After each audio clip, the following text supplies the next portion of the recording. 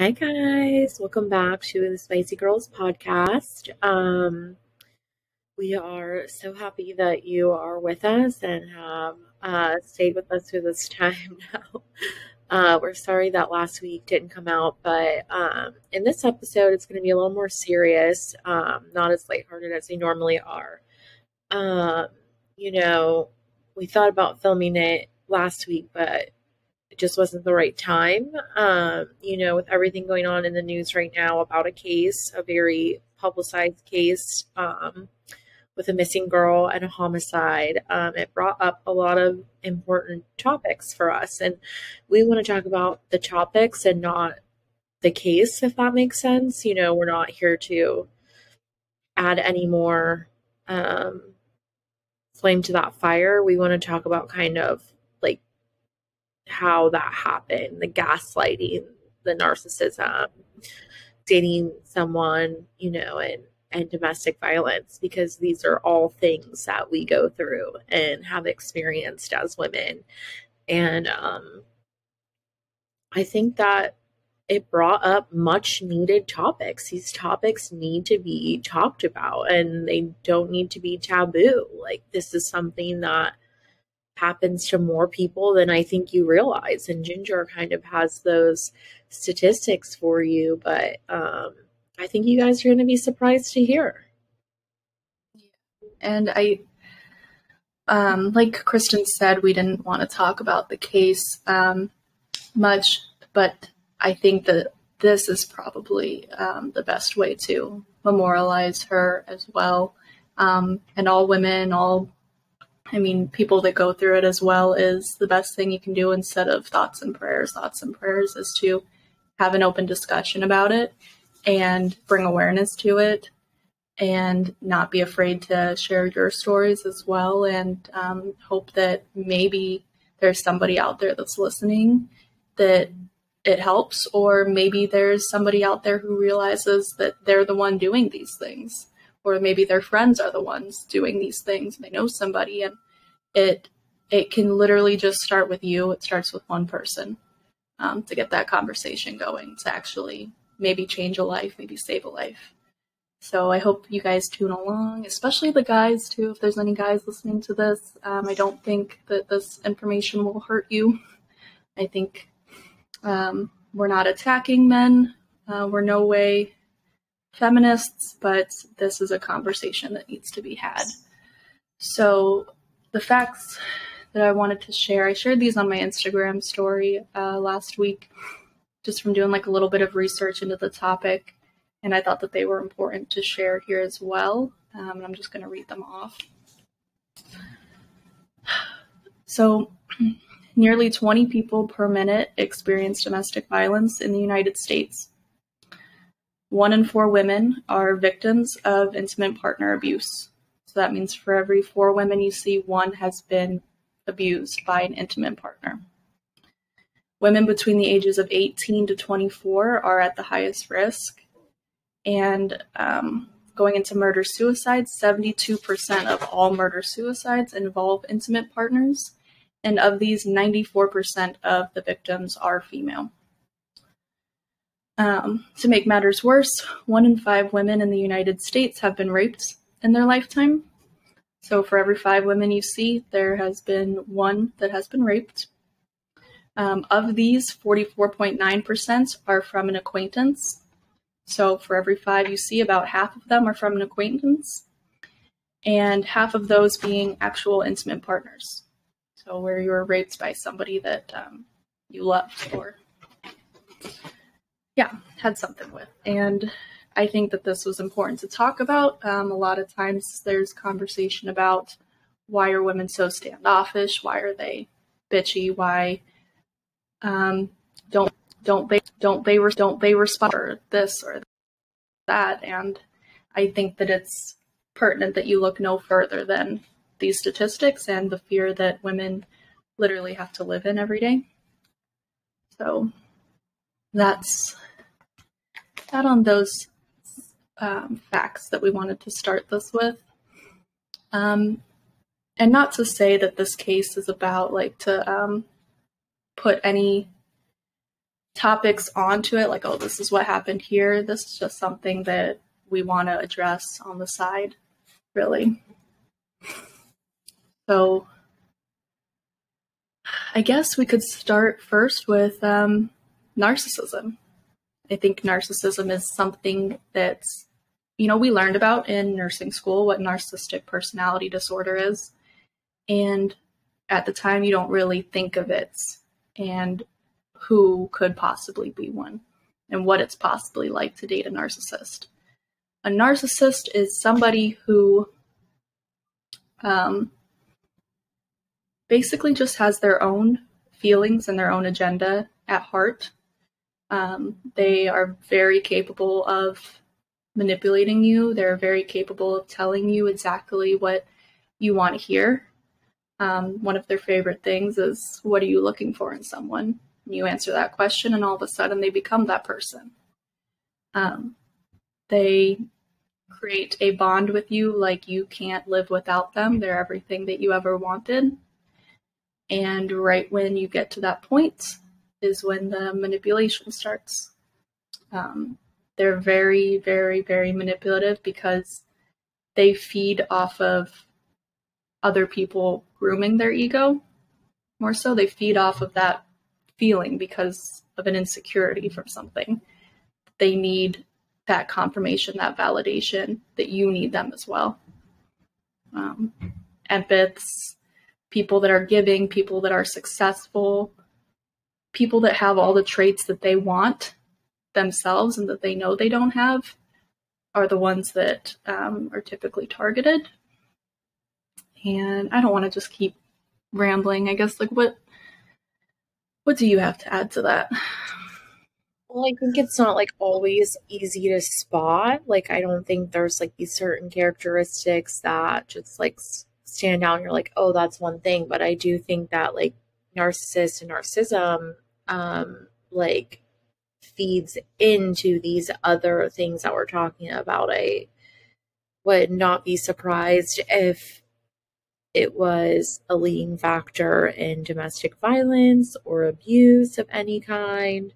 I really think that, it's just something not really talked about. Like, we talk about these topics, but we don't talk about the people behind them and how this is happening to so many people. The other thing is, gaslighting.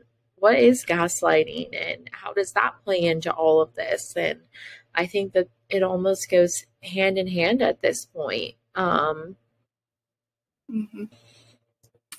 Gaslighting makes the victim feel crazy. It's probably, it's talked about a lot, I feel like, on social media. Oh, they're gaslighting you, this and that, just used lightheartedly. But if you've ever experienced it or been on like the experiencing end of it, you know that it's one of the most torturous types of emotional and mental abuse. For an example, not a personal one, but to just give you an example of how it works. So the person does something that is obviously wrong. It upsets you and you bring it up to them. The person decides instead to accept or acknowledge that, to flip the script onto you and say, well, I wouldn't have done that if you didn't do X, Y, Z. Or I'm not that person, you pushed me to there. Or that's not how it happened, it actually happened like this. You're crazy. What are you thinking? And it warps your brain because maybe you love this person and maybe you're thinking, yeah, you're right, they would have never done that. Maybe it was just me. I pushed them to do that. They want to protect me. They love me.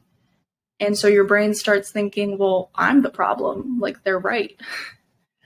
And it leads to a lot of issues in these relationships where you really just can't even remember the facts exactly how they happened or what they were.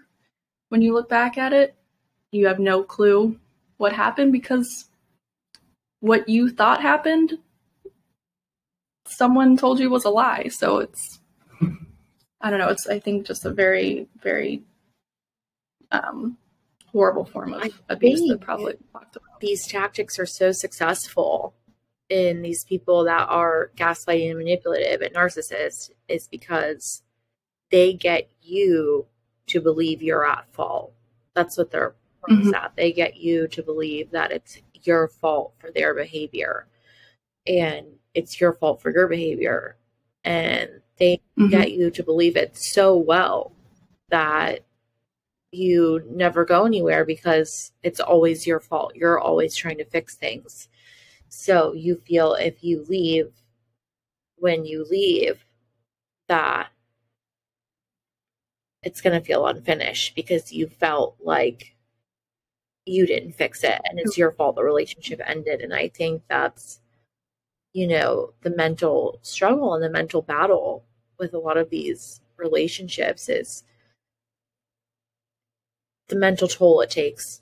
You almost forget who you were and now you're this person in this relationship. I think that it's starting younger and younger as well. I don't know if kids are learning from social media or their parents or, I'm certainly not like parent blaming or, any of those things. I'm just saying, I don't know. It seems to me that these relationships, these abusive relationships, and I mean, emotional abuse is, I'm not just saying physical abuse is happening so much younger. Yeah. I think a lot of it comes from, because you just have to know that somebody who is okay exhibiting those behaviors and treating someone that they might very well love you. Like, there's no doubt about that. But the fact is that they're okay doing that to you. That comes from a very insecure person. Something's broken in them. And I think that this is also something that appeals to empaths because we're like, oh, well, they're broken. Like, they're like this because of their childhood. They didn't get to see a loving mother and father dynamic or where their definition of love was taught to them in a fucked up way. So as empaths, you think that it's your job to empathize with them and put yourself in their shoes and be like, oh, well, I need to fix them. I need to be there for them. I need to show them what real love is, unconditional love is.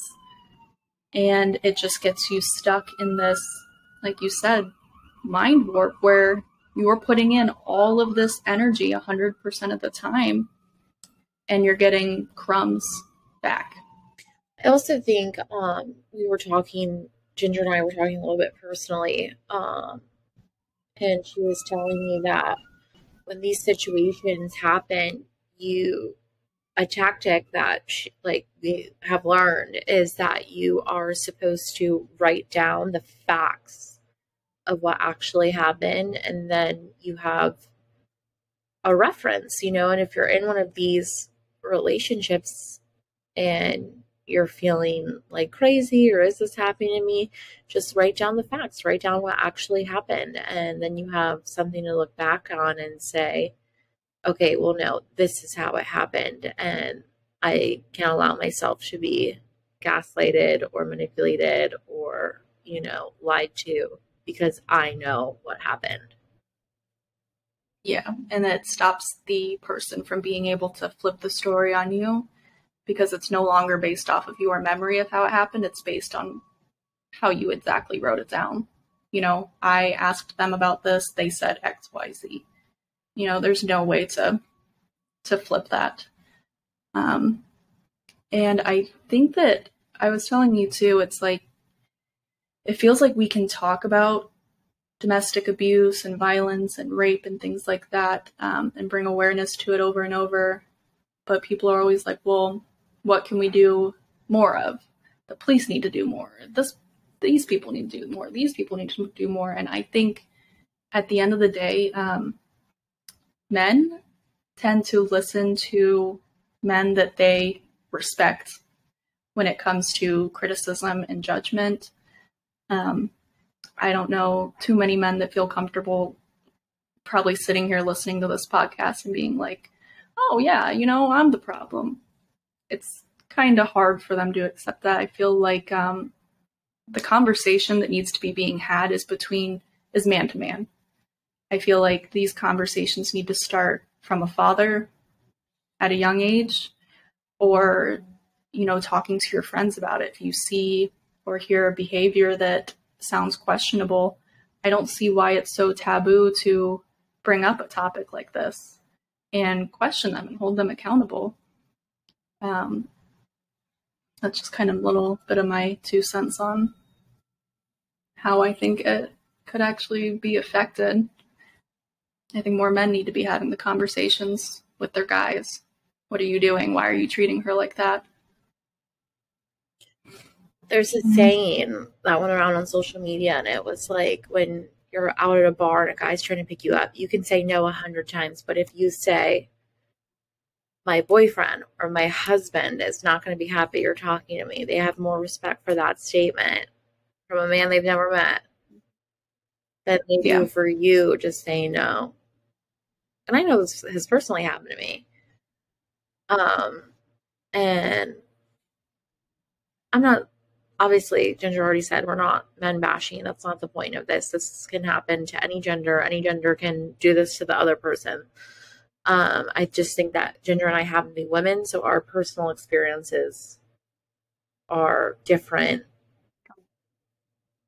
So, but that is not to say that we are just blaming or anything like that. We're just simply trying to bring awareness to topics and let people know that you're not alone and you're never alone. And there are so many resources out there. And if not a resource, me and Ginger are here. And we might not always have the answer, but we'll find an answer for you, because we don't want anyone to feel stuck or alone and like they can't get out of a situation where they feel they're being threatened in any way. And that was kind of the point of this podcast, is to bring awareness and love to you guys. And that's it. Yeah. And something that I also found interesting, I don't want to talk too long about it, but just to talk more on the about rape. So I don't even know how to talk about this, but I don't know if you ever watched that show, My 600-Pound Life. The people, the poor, like people that like end up eating and eating them to their death. The crazy thing is, I love watching that show for the transformations and watching people just become the best version of themselves. But the trend in that show is that literally every woman that's on that show accounts or remembers a time back when they were younger where they were skinny and they were healthy and they were raped by a family member, by a stranger, someone they trust. And in their mind, their only thought process is, well, they did that to you because they were bigger than you. So your only option is to become so big that they can never do that again. And I think just like everything, it's so sad. The whole premise of rape and domestic abuse and assault is that men are, and again, I'm not man shaming, I'm just trying to think of how I can see it, is that men are bigger, they are stronger, they're able to do these things more than women are. And it's crazy that it literally causes these people to just forsake their entire life so that they can try to be at a point where they can't be overcome by you anymore.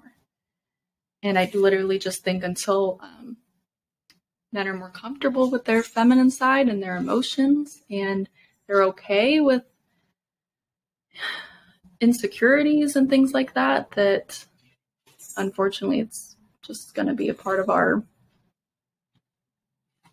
I don't know one female who has not been abused in some way. I don't either. Couldn't tell you one. That should tell you a lot. So I think we all go through it either silently or for the women that are brave enough to tell their story or the men that are brave enough to tell their story. I commend you and I thank you for sharing because there's always someone out there who needs to hear it. And I think I kind of want to end it on that note. I think we brought awareness and said what we needed to say. Do you want to add anything? I guess just don't wait until there's no other option, if you think he won't do it again, just think about that again. There's this one saying that I like that, sometimes women feel like, well, I've spent so long with him. I've given him years of my life, given him 2.5 years. Okay, well, the only thing worse than giving somebody 2.5 years of your life is giving them 2.5 years in a day. So if you can get out while you still can, and always never feel afraid to reach out to somebody, even if it's a stranger. That was a little heavy, a little heavier podcast for us. But never feel alone. Maybe we can link some hotlines under the video, and some resources. We'll have to look into that. Some legit resources. Because I don't want to offer you guys anything that's not true or real. But we love you and thank you for listening to us and letting us bring awareness to these really heavy topics. Yeah. Right.